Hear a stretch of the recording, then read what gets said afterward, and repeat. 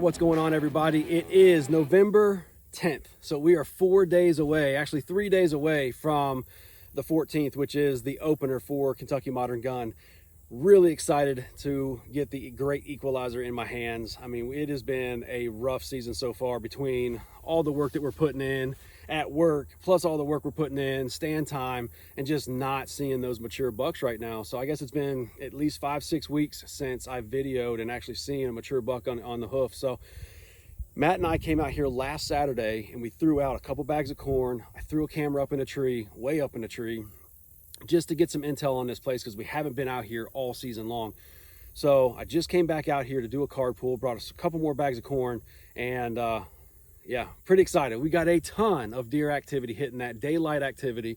Got a good picture of what looks to be an 8 or 10 point, 2.5-year-old, and then a huge body buck that I just couldn't make out what his antlers look like because that camera is so far up in the tree. Plus it's a little cheapy camera just in case it gets stolen, because I've had a lot of cameras stolen off of this property. But at the angle and how far away it is, it's pixelized and so bad that I can't get great intel. But I do have intel that we have bucks in the area. We have a lot of deer in the area, a ton of does in the area. So I think that this is probably going to be our top pick for Saturday morning. So what I'm doing right now, I'm in this 20+ acre field. It's a big hay field. And I've been driving up and down to try to find like a path that the deer are using from this bedding area to that bedding area or whatever. And the best one I found was right here behind me, and it's running right alongside of me going out this way. So I'm in this little flatted area or flat area. I'm gonna throw some corn out. I'm gonna throw the plot pod out, throw a camera on top of that, and get a couple more days of intel to see what's hitting this, and then we'll make our final decision. I would be back out here Friday. Hopefully I'm gonna hunt out at Fort Knox Friday morning, and then as soon as I leave there, I'll come straight out here, do another card pull, and we'll make a final decision on if this is where we're gonna be come opening day on Saturday, or if we're gonna head out to the main farm where I know I've got several large 10 points. So guys, I'm gonna get after it, get this corn out, throw the plot pod up. And again, that's all I wanna talk about, the plot pod. I mean, that's the whole point of it. I'm out here in the middle of a 25+ acre field, and I can throw that thing up. I can anchor it to the ground. The deer aren't gonna knock it over. It gets all locked in, and I can get some great intel for a couple of days sit where I don't have to worry about a tree or throwing up a stick or something else to try to get that intel. So guys, I'm gonna get to work, and hopefully next time I talk to you, I'm gonna be bringing you some great action come opening day. Stay tuned.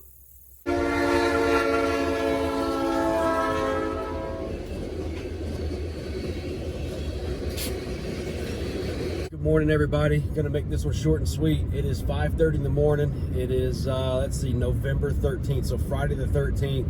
It is the day before Modern Gun comes in here in Kentucky, so we are headed in before these deer really start getting pushed around because of gun season. So hiking back about 1.7 miles here on public land, get set up, and hopefully have some luck here this morning. It's 41 degrees, overcasted skies. Deercast has it as okay to good conditions throughout the day, so everything's matching up. I got the right wind for this set, and I think we should have some luck. Hopefully all my stuff's still there. It's been several weeks since I've been into this area. Gonna pull that card this morning before I climb up in the tree, and then hopefully again got some good intel if my cards are and cameras still there. But we're gonna get in here and hunt this morning. Gonna come out this afternoon and run to 3 different properties, private properties, and pull all my cards, see what intel is where, and make a game plan for our best options to be successful tomorrow morning for opening day gun here in Kentucky. So hope you keep hanging in there, and hopefully I'm bringing you some really good action here before too long. Stay tuned.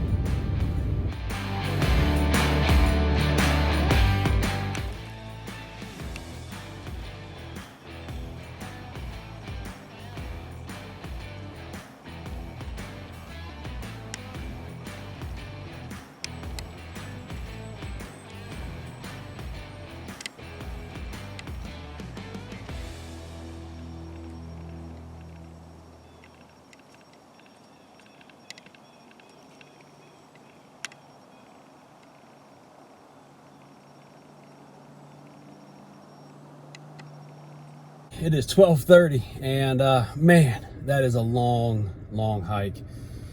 So I get all the way in there, 1.7 miles back this morning. I get up in the tree, got all my scents hung out, my Tank 69. I got my drug I used that drag all the way down to that set, so about 250, 300 yards from the entry trail. So drug Tink 69 all the way down there, hung that drag about 27 yards away from the base of my tree, climbed up in my tree. Actually, I took some Tink 69, went over and poured it in that mock scrape, climbed up in the tree, took basically all my jackets and everything off because I was just sweating. And I don't care what the temperature is, when you hike that far with this much gear, it's just hot. So I got in there, plenty of time to cool off, and then right as that sun's starting to come up, what do I see? Another hunter going right down the ridge line, 70 yards away from me, right through the bedding area where those deer are more than likely going to work their way towards. And I mean, it's public land hunting. It's just part of it. I flashed my light at them. They moved on, you know, so thank you for that. But if I got some advice I can give anybody that's hunting public land, guys, get up early, get in early, find your setup, scout so you know where you're going. Don't just be wandering around aimlessly through the hunting woods, and especially at first light. I mean, that's the prime time. You should already be set up. That's when you're most likely going to see the buck that you're in there trying, you know, putting all that effort in for. But kudos to them. I mean, they made the trek back there too. So public land hunting, they got just as much right to be there as I do. I get it. I'm just saying, you know, it really does mess up someone else's hunt when they got up 2 hours earlier than you did, hiked all the way back there. They put in all the time scouting. They know exactly why they're sitting where they're sitting, and then you walk in on them right at the first light. So it's a little frustrating, but it's part of public land hunting. So it is what it is. I sat there until 11, climbed down, and I broke down that entire set and hauled it all the way back out. So long hike out. I mean, it like to kill me. I mean, you're talking about my climber stand, the deer cart, all my gear, camera gear, everything, and hiked it all out. It's all in the back of the truck right now. So I'm out here at the farm, just stopped in and did a card pull. So this mock scrape is freshly been scraped in there. We still have corn out here, but I went ahead and threw another bag out. Hiked in here about 300 yards. I got several cameras running over here off of this hillside where I put that feeder. I haven't filled the feeder because of I had the worst luck with feeders. Either the squirrels and raccoons and whatnot chew holes through it, or the little dispensers go out almost on every one that I've ever owned. So I'm going to do something on this. I love the concept of having a 55-gallon drum. You know, it's airtight, it doesn't leak, and the squirrels and the raccoons aren't chewing through the side of that plastic and getting to the corn and ruining the feeder. But, you know, that's yet another dispenser that went crap on me. So I'm going to do something with that, make some sort of gravity feeder on that, so we're not having to worry about recharging batteries and so on and so forth. The dispenser itself, or the motor mechanism, freezing up like every single one that I've ever had has done. So went over there and did a card pull on six different cameras, went all the way to the end of the property on that trailhead that I put a camera several months ago. Haven't really got much intel, but there's a freaking scrape right in front of the camera, like literally 3 foot in front of that camera. So hopefully I got some intel. I mean, who knows, it's probably just a dink, but either way, there's a scrape. There's a scrape right down here at the bottom of the hill, right off of this food plot, a couple rubs. So, I mean, the activity is ramping up here. I know I've got 2 new tins. We've got the crabby 10, crab claw 10, or whatever you want to call them, that hasn't really shown back up since October, but I know he's out here. And then we got Frisky that's on every damn camera on this place. So we've got several, you know, potential hit list deer that we can target. But I'm headed out to the drop zone. I've thrown several cameras out there through the past week. Got some good intel the other day that you just seen.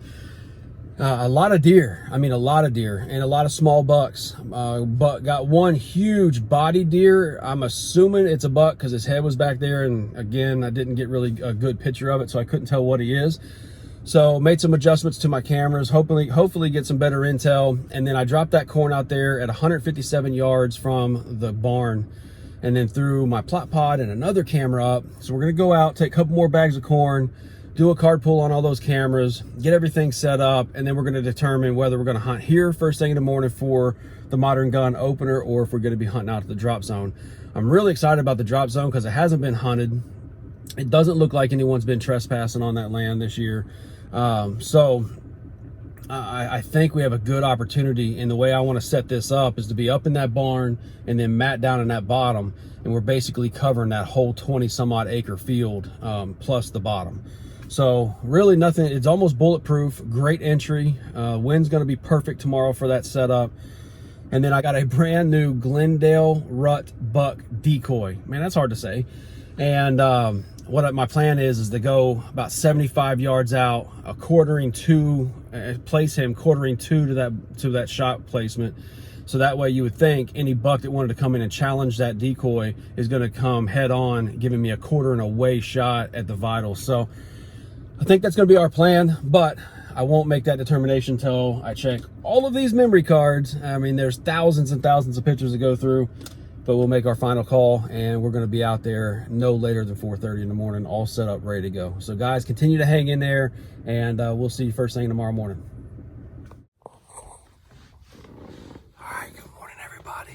That time, November 14th, opening gun here in Kentucky.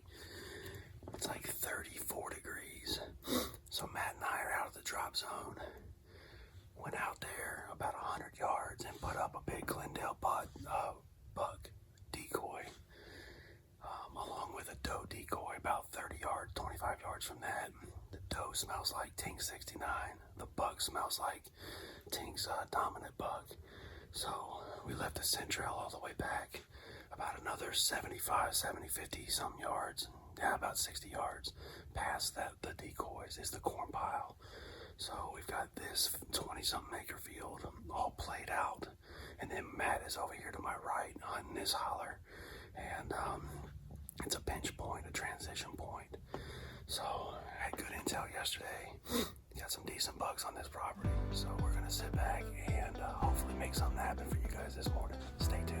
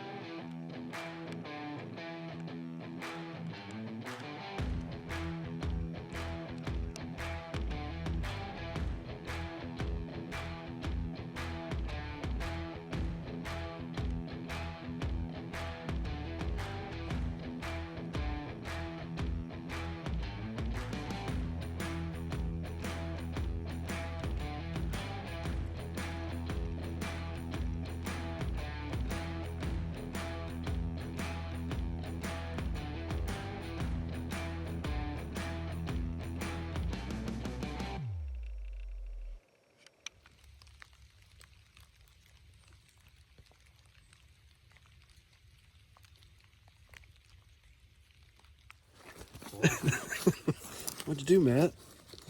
Here's a 6 point. 6 point. Clean 6 too, like he's not broke off, nothing like that's just Well, like 2.5-year-old. Supposed to make sure they're down. I'm pretty sure he's been laying there since 5 minutes after sunlight. I'll get down there and put hands on. Oh yeah. Set that rifle over. I don't know where I hit him at. He didn't go far. Well, he went right there. You can see where I hit him. Where he kicked. As far as he made it. Yeah. I knew this would be a good little spot coming in. They're I got him there. He jumped him. I see him hit the road. Coming down through there. I grabbed my rifle. You see I lost him in the bushes up there. And I got him in this little window right here. It was now or never. Well, it's a good little spot because they're literally coming from across the road. They transition down here. They're hitting this. We just put this in here not even a week ago, right? Right at a week. Yeah. Week today. So they're hitting that, and then they work their way back into this bottom. So there's an old logging road this way, but they'll typically come right down there and go down to that creek bottom. So there's a creek bottom, dry creek bottom, runs all the way down through there. He's unique though, man. Pick him up. Let's get him up there.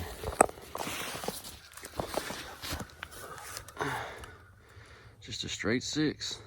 A little small basket 6, but didn't have time to. I didn't have time to say, is he a shooter? Is he going to walk? It was happening, and it was now or never. Hey, we're on the board. I seen a good 8 point. Got 6 on the ground. We're gonna put them on the trailer, and we're gonna keep hunting. That's right. So make this happen. All right, man. All right, so back in here. It is right at 1 o'clock, and we climbed down. Matt ran into town, grabbed a couple bags of ice, and got us some lunch. So we ate, and then we went and recovered his deer. Cool mainframe 6 point. Matt's tickled to death. Matt didn't get a chance to harvest a deer last year. This is his first day of hunting of the 2020 season. Hurt his knee, and then with his obligations at work, he just has not had the opportunity to get out. So he literally was in like the first 10 minutes of legal of the first sit that he's had in 2020 and shoots a deer. So congratulations to him. I had a couple encounters. I did a rattling sequence and a calling sequence with the black racks, hit that extinguisher.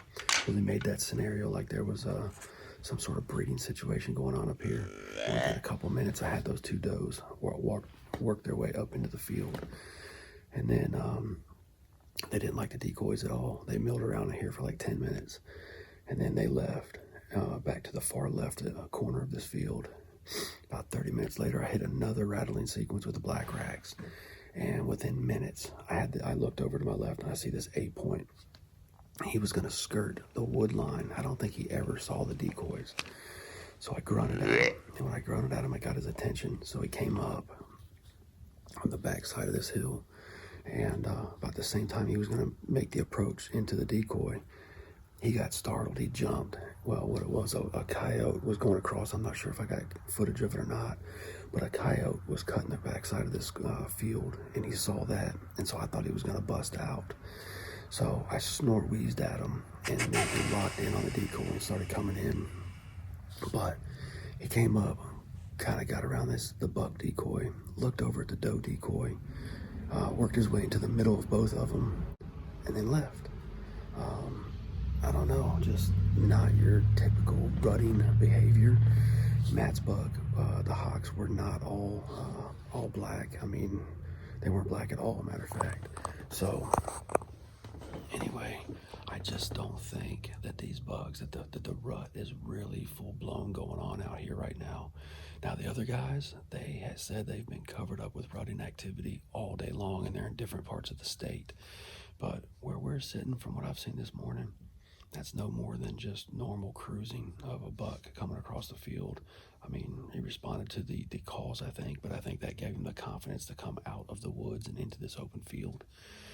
But for a 3.5-year-old, a big mature 8 point, to not challenge that decoy out there, or to not go over to the doe that's covered in Tink 69 and just basically move on, tells me he wasn't really interested. So either way, long story short, pretty exciting morning. Really excited be really excited if his grandfather shows up tonight.